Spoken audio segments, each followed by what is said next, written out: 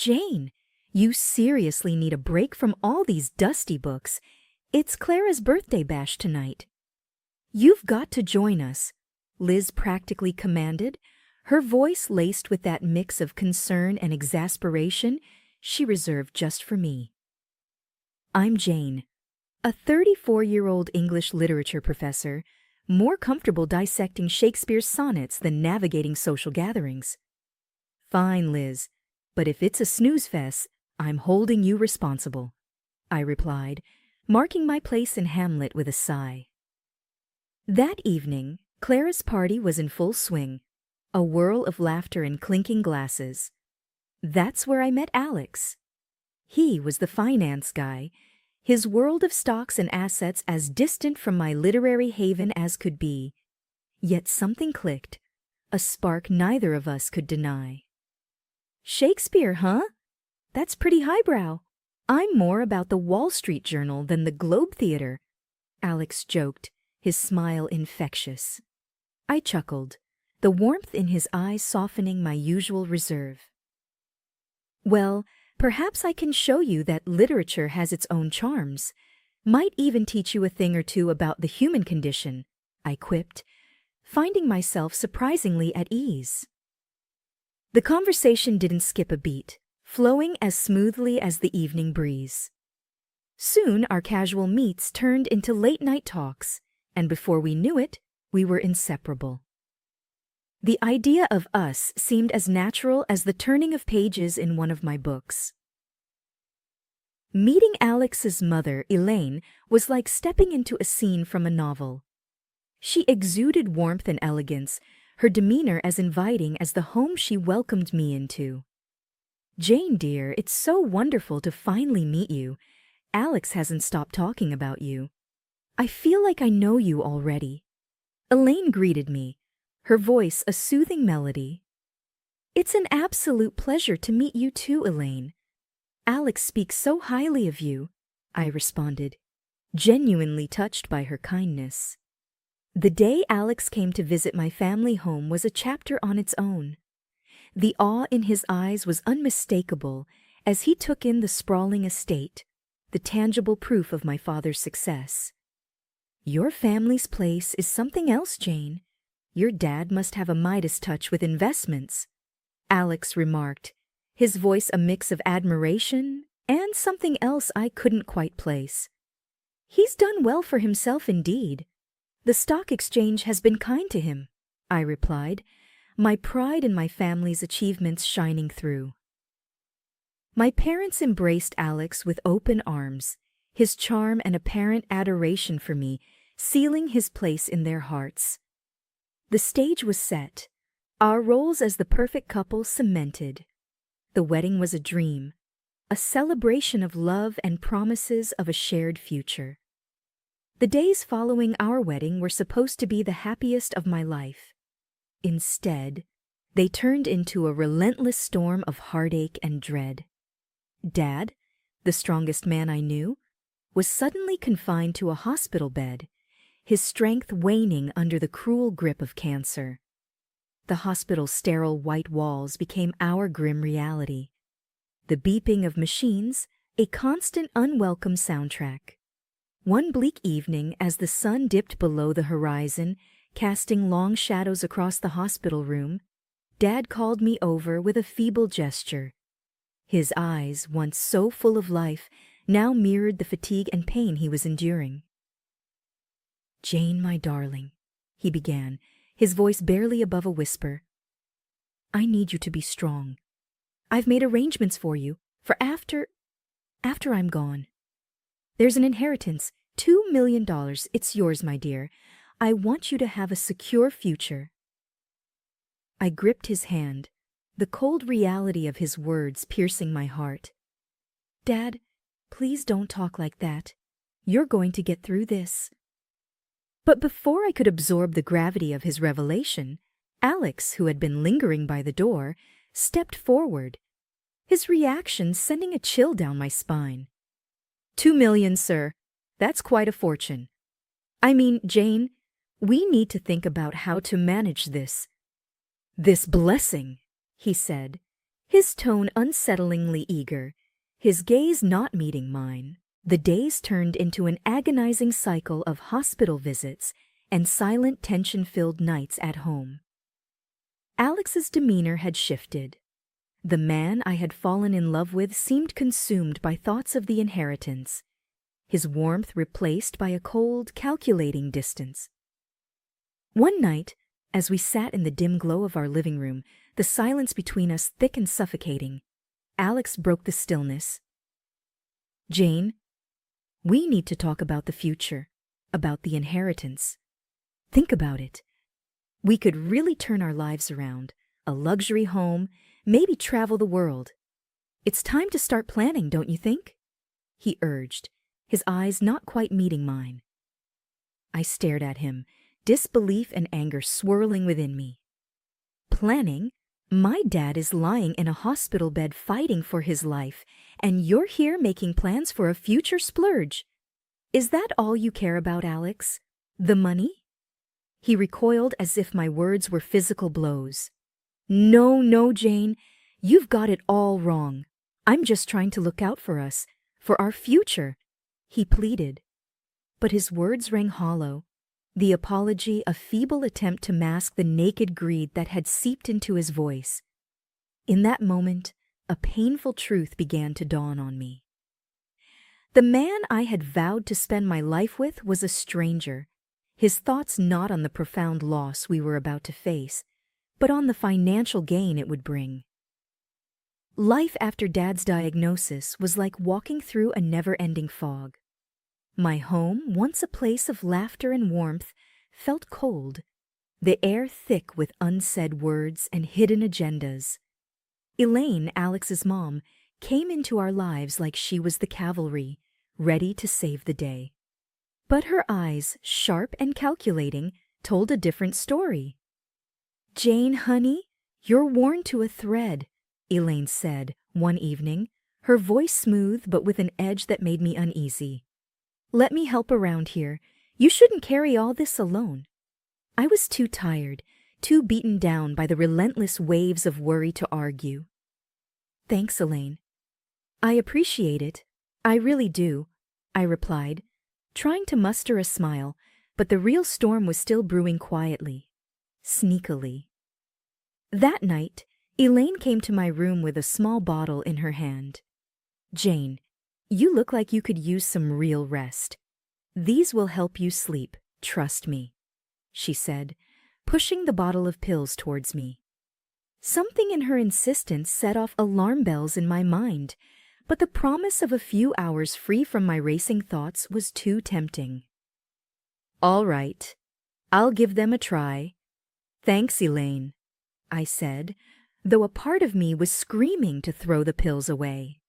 No sooner had she left than whispers from the living room reached my ears, a low murmur of conspiracy that pulled me out of my bed and towards the door. I cracked it open, the sliver of light from the living room casting long shadows on the floor. Alex's voice, usually so warm and loving, was cold, almost cruel. "She's out like a light, Mom. Those pills knock her right out. We can talk business now," he said, a hint of glee in his tone that turned my blood to ice. Hila's reply was a quiet, venomous chuckle. "Perfect. Now, about that inheritance. Half of it is legally yours, you know. We're talking about a serious cash injection." I couldn't believe what I was hearing. These were the people who were supposed to be my family, my support. Instead, they were plotting like villains in one of the tragedies I taught in class. Alex's next words were a punch to the gut. "Half? That's kids' play, Mom. I want the whole pie. We need to figure out how to get Jane to sign it all over. Once I have the cash, I can cut her loose." I stood there, my hand on the doorknob, feeling like the floor had just dropped away from under me. This wasn't just a betrayal. It was a full-blown conspiracy, a plan to rob me of my inheritance, my dignity, my life as I knew it. The morning sun did little to brighten the heavy atmosphere in the house after I uncovered Alex and Elaine's despicable scheme.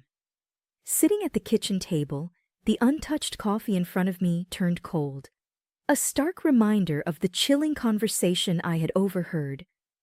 The betrayal felt like a gaping wound, and I was at a loss, unsure how to navigate this treacherous storm. Mom entered the kitchen, her steps firm, her presence always a beacon of strength in our home. She noticed my distress immediately, her perceptive eyes missing nothing. "Jane, what's wrong? You're as pale as a ghost. Talk to me," she urged, her voice a blend of concern and command. I hesitated, the weight of betrayal heavy on my tongue, but seeing the unwavering support in her eyes, I found the courage to confess. "Mom, it's Alex and Elaine. I overheard them last night.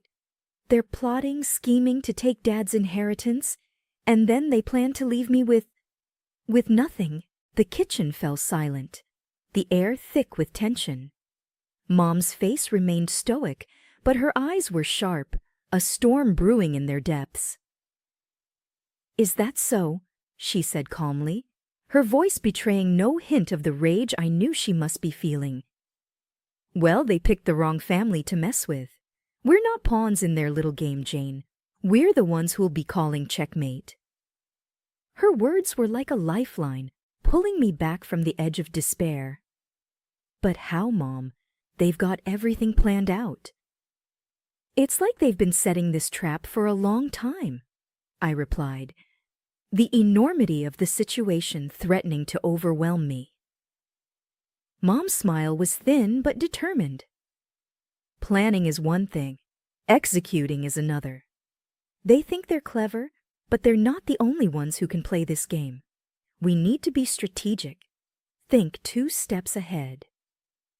The kitchen became our war room, the table a battleground where strategies were formed and tactics laid out. "First, we need to secure your assets. Make sure they can't get their hands on what's rightfully yours," Mom said, her mind racing through legal labyrinths. "But Mom, the inheritance is huge, and it's all in my name. How can we protect it from them?" I asked, the problem seeming insurmountable.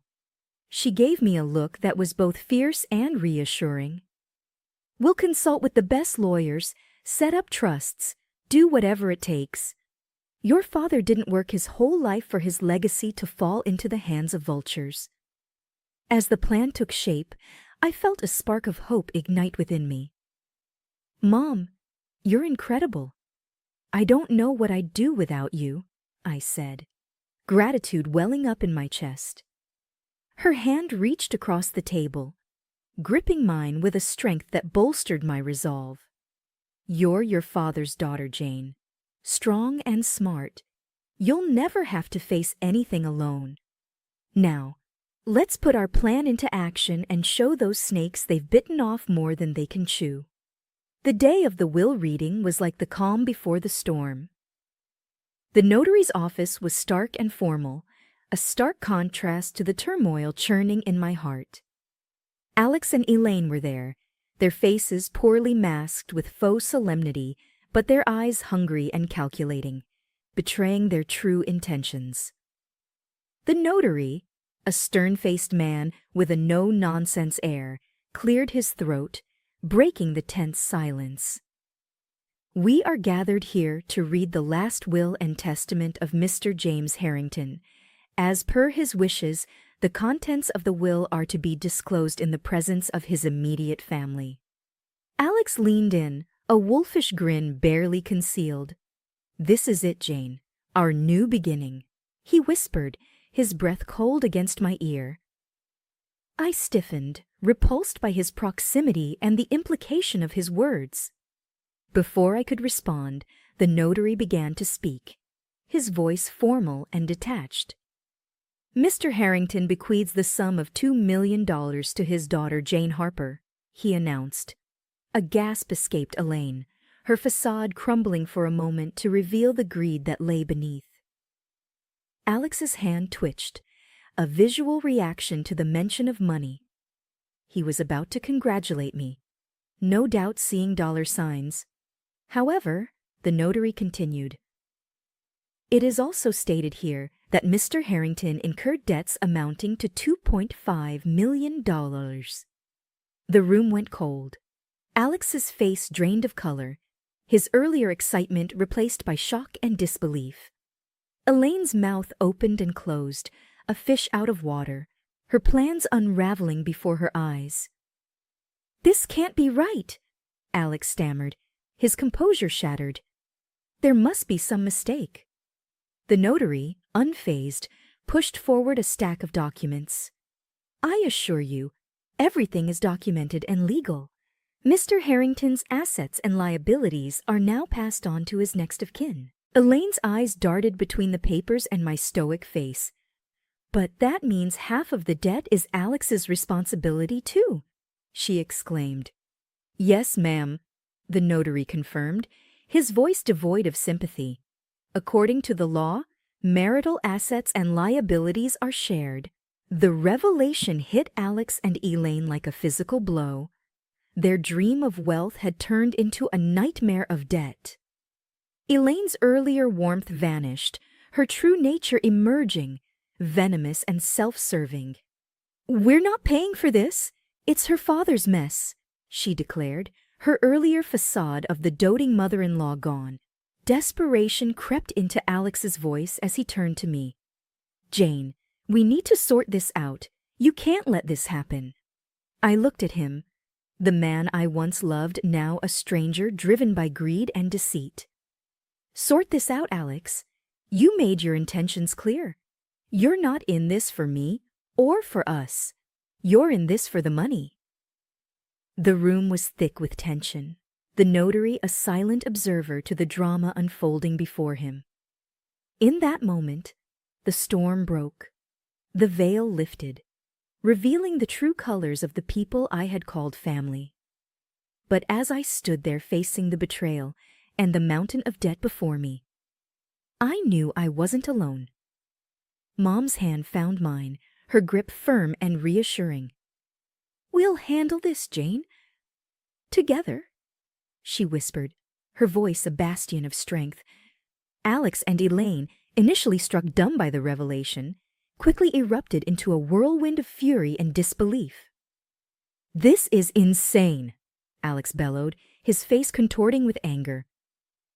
"Are you seriously telling me this pile of papers is for real? Show them again. This can't be happening." The notary, a pillar of calm amidst the storm, methodically laid out the documents once more. Each line, each number, was a testament to a reality they couldn't escape. Elaine, her composure shattered, turned her venom towards me. "You knew, didn't you? You and your mother planned this. You're trying to drown in your family's mess," Alex accused, his voice filled with bitterness and anger. That's when Mom stood up, her presence filling the room like a quiet force amidst the chaos.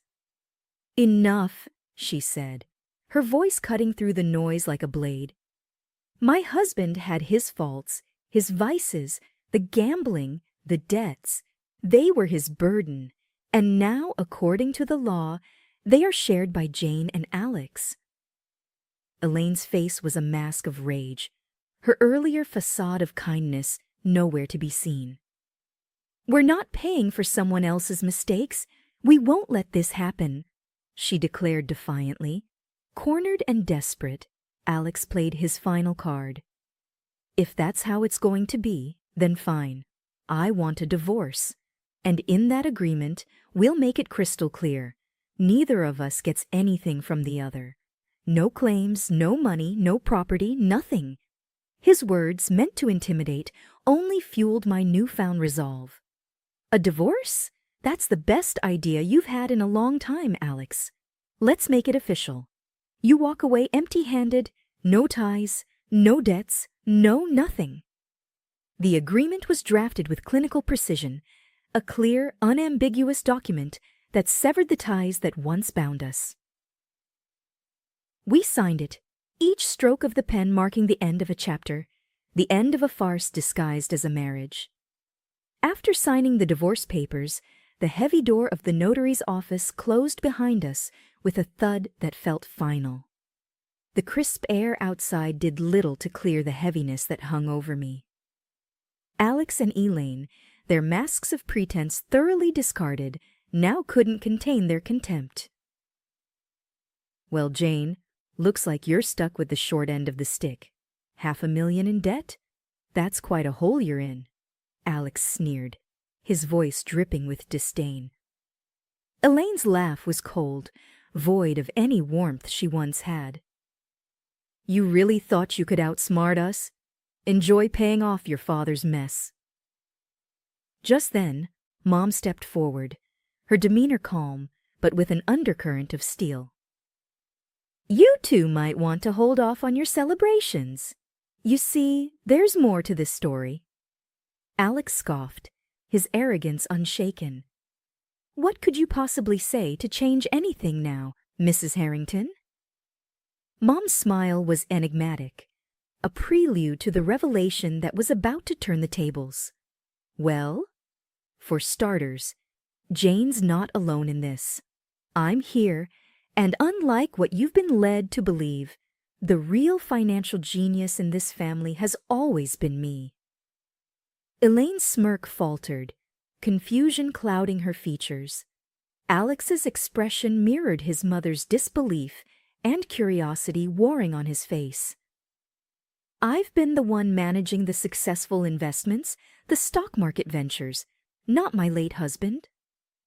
My net worth is currently around $70 million, and yes, Jane is my sole heir," Mom revealed. The impact of Mom's words hit Alex and Elaine like a physical blow. Their smugness evaporated, replaced by shock and a dawning realization of the grave miscalculation they had made. $70 million? But that means— Alex's voice trailed off, his face drained of color. Mom's gaze was unwavering, her voice firm. "It means, Alex, that you and your mother have been chasing shadows while ignoring the real treasure.